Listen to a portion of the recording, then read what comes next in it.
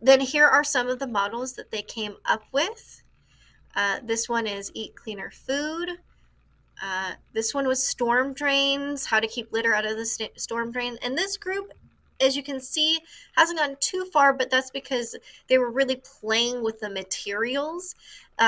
They wanted to put mesh here to capture litter as it if it got into the downspout.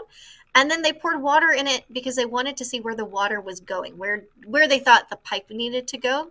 They had some troubles here because they wanted to tape the screen down, and they came up with ideas of like nails, bolts, and I'm like, guys, you can't ruin the cement around the school storm drain. So they're like, duct tape, let's try duct tape. They also are coming up with ideas of maybe taking the box and doing some sort of prototype to go over the storm drain. So they're still in that experimental phase. This is the watershed group. This is stopping oil from getting into the waterway. And they're trying to put straws here to capture the oil and going to these cups that have kitty litter in it, because they were like, I don't know where the oil is going to go. And I said, well, I have a kitty and some kitty litter. And they're like, that's excellent.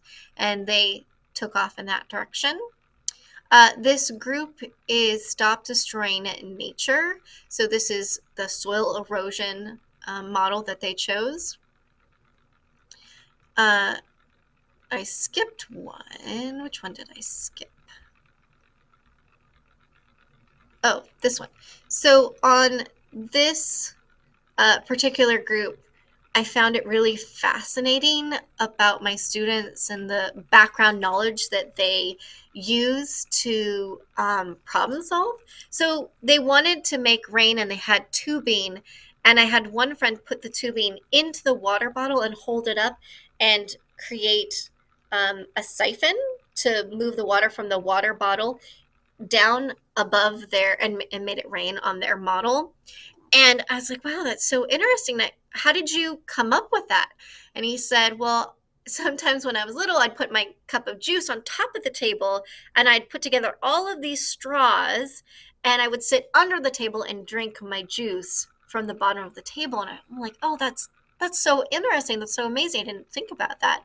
And one of the kids told me, hey, Mrs. Carr, it's just like when you vacuum out the salmon tank. I'm like, you're right. It is just like that. And I was kind of stunned because they'd seen me do it, but I hadn't made it into a lesson or anything. That unintentional lesson that they just learn from being around me and seeing the salmon and what we do to take care of the tank helped them with this model. So it was amazing to see them make those connections.